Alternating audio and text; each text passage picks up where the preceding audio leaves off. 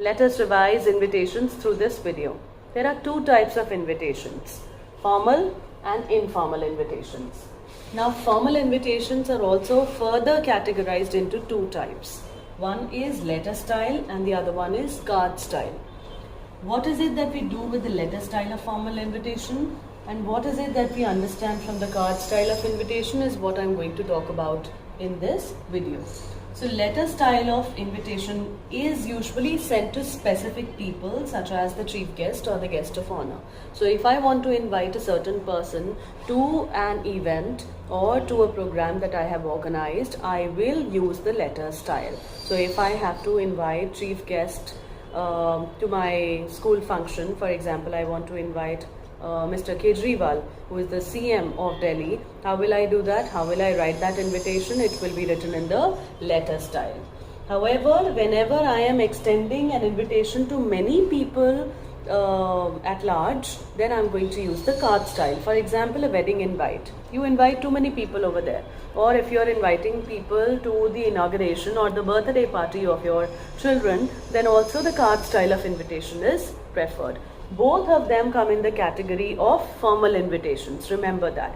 But letter style of invitation is written only to the chief guest or the guest of honor, and card style is usually presented to a large audience. Alright, now let's move on to the next type of invitation, which is the informal type of invitation.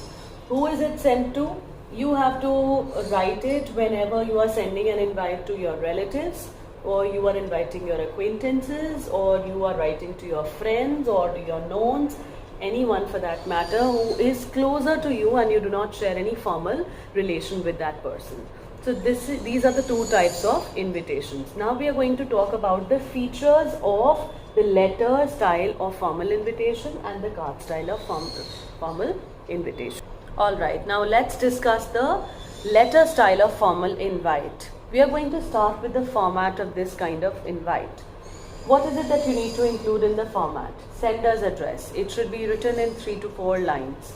Then we have the date in expanded form, followed by receiver's address. You can also include the designation here. Suppose you are writing it, obviously you are extending this invitation to the chief guest, so you will not be writing the person's name here. You will be writing it to the manager or to the person who is handling his affairs, right?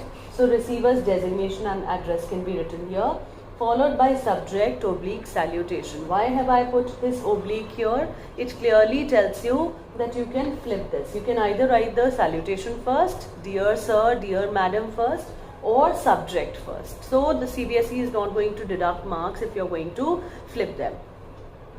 Then you're going to write the body of the letter and it will be followed by subscription. Now what do I mean by subscription? You're going to use only yours truly or yours sincerely in this type of formal invitation. This will be followed by your name and designation. So this thing is clear. This part of the question is clear. Format contains sender's address. This should be written in 3 to 4 lines. Then I've drawn this arrow here. This arrow indicates that you have to leave a line after this just to give a clear organized look to your write-up. So sender's address followed by date in expanded form. Expanded form we have talked about in the previous video on notice writing. So if you want to know what is expanded form, you can go back to it and check it out there. Then you have to leave a line and write receiver's designation and address, followed by subject and salutation. Then we have the body of the letter and subscription, name and designation. This is what is the format of a formal letter style of invite. Now what is it that you need to write in the body of the formal invite?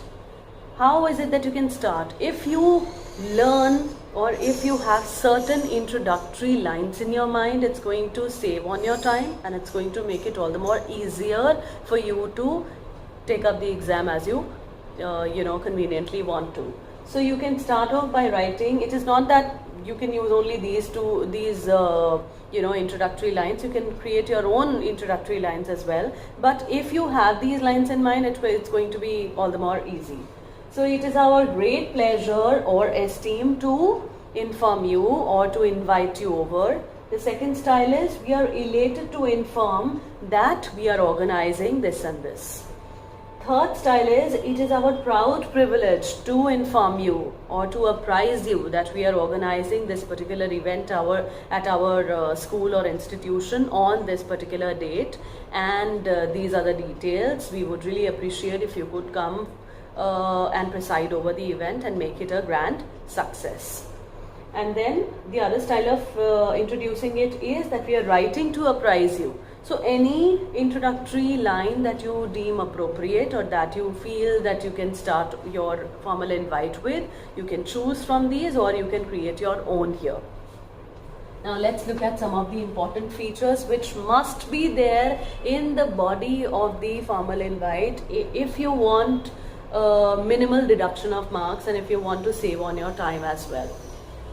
First of all, the purpose of writing this invite should be clearly mentioned. As you've seen in the body also, that in the introductory lines that I've given you, I've clearly mentioned it is our great pleasure or esteem to apprise you about the event that is going to be organized by our school on this particular date. I've already mentioned it. What is the purpose? The purpose is that we are organizing an event and that you need to be a part of it. We are requesting you to be a part of it. So the purpose is absolutely clear.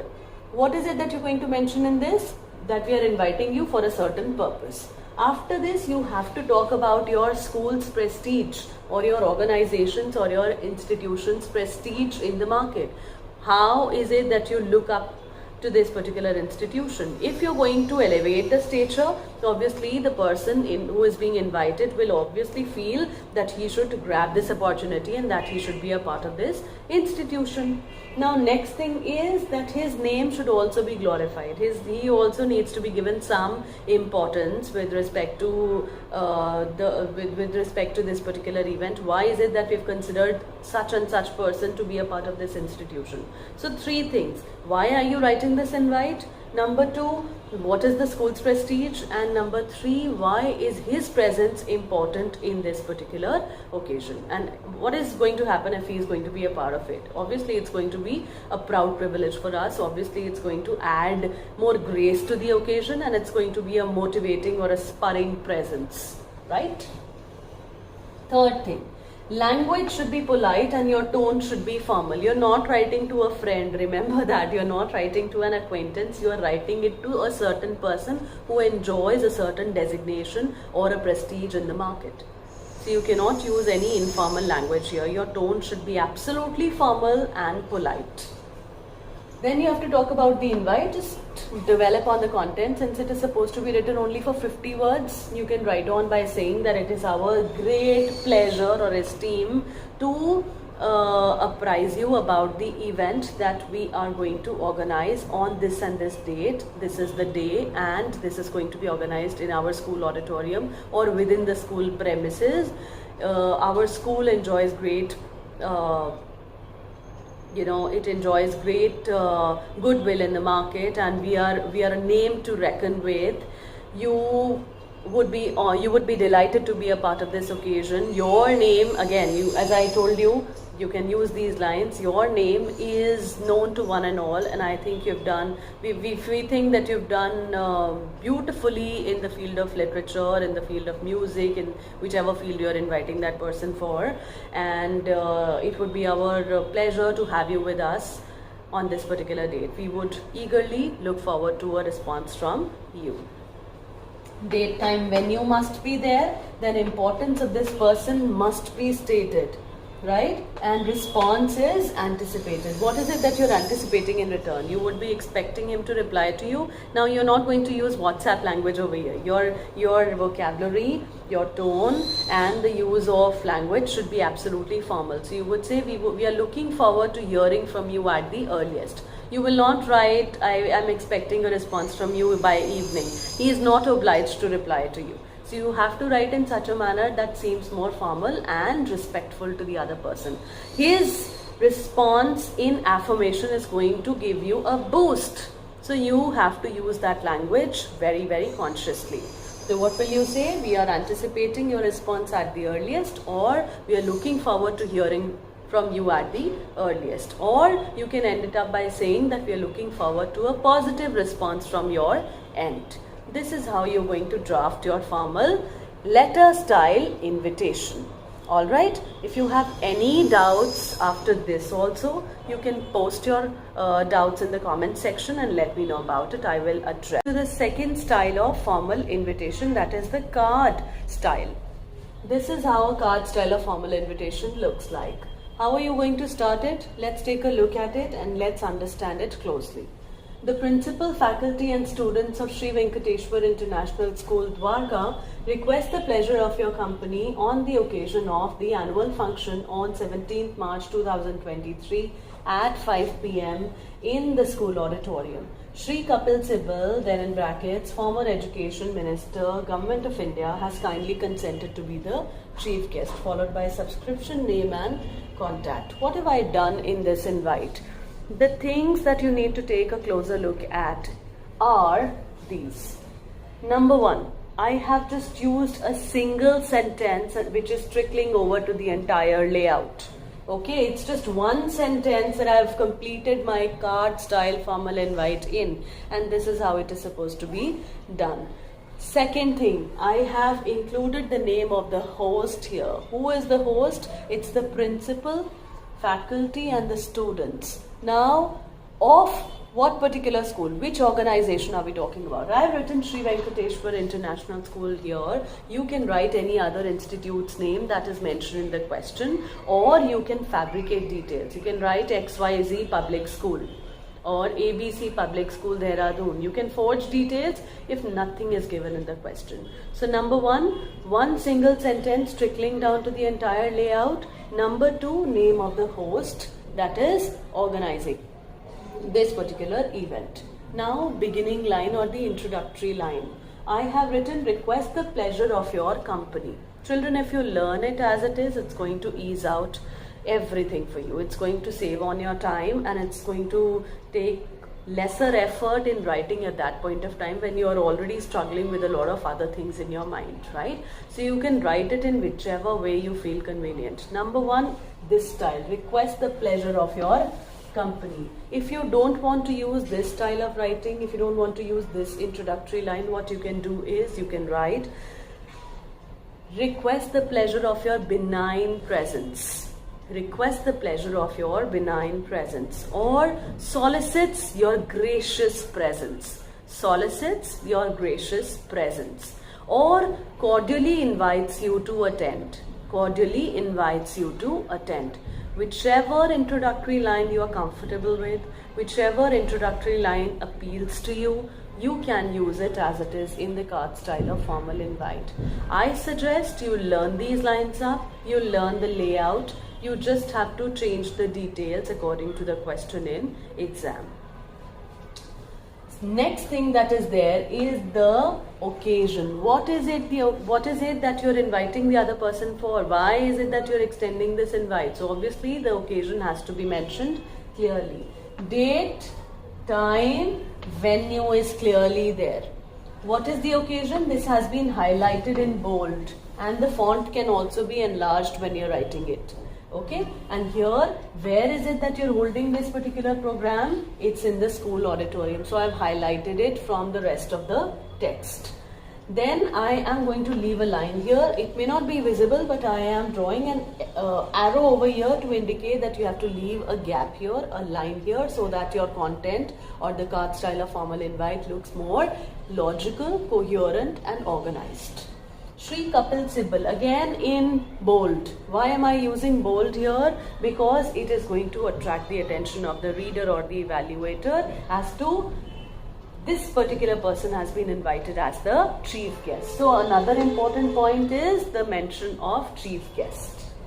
Who is this person? You cannot just go away by writing the name of the person. You have to ensure that you write the designation of the person as well. Who is this person? Is this person of great importance? Is this person holding an important office? Or is this person going to add value to the occasion? When you're going to send this to the parents or when you're going to send this to a large gathering, they will definitely take a look at this. They will definitely be attracted to the attraction of the entire function. Who is it that's going to come and add grace to the occasion? Okay, so this acts like an important ingredient. So this has to be in bold, and the person's present occupation also needs to be highlighted. So I've written former education minister, Government of India. It's not a compulsion that you will use this name. You can use any name for that matter, but again, use your common sense and add logistics to it. Write a commonsensical name. You cannot invite a singer to a program which is judging you on literary activities. So use your brains that way. Okay. Has kindly consented to be the chief guest. So I have added this concluding line that he has kindly consented to be the chief guest. Another way of concluding it is, you can just change the language here.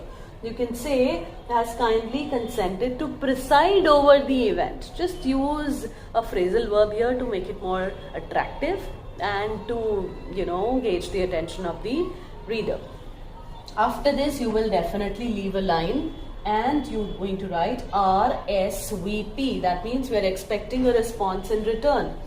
Name and then contact. Suppose the principal is drafting this invite, so what will the name of the principal will be written here. After this, you're not going to write the address again, you will simply write the contact. What is the contact? You're going to draw a hashtag like this and you're going to write the contact details, so that if there are any problems or if there are any concerns that the invitees have, they can respond to you on that particular contact details that you mentioned at the bottom. Alright, so important ingredients that we've included are: number 1, single sentence running across the entire layout. Second, simple present tense has been used. You can see, request the pleasure of your benign presence. It's apparent. Who is being invited? Where is the program? And what time is it going to be? Where is it that you are going to hold it? What time is it going to happen at? And why is it that you are inviting people? Everything, why, whom, when, how, all questions should be answered here. Host of the event and guest, if there are any guests for that matter, and you have to ensure that you're not putting any signatures at the bottom of the invitation. You're just going to end it up with the subscription, that is the name of the person issuing it to you. So children, again, remember the format is going to be the marks distribution, or you can say the indicators have to be there, and distribution of marks is going to be the same. You're going to be awarded marks on format, 1 mark for format, 2 marks for content. So if you've included all these features, you get full marks in the content part. Third is organization of ideas, and the fourth one is accuracy. In accuracy, they check your grammatical correctness and the way you have presented the content. Okay, it should not seem haywire. So if you have any concerns, you can post them in the comment section. Hope this video helped you in understanding and strengthening your writing skills. Thank you.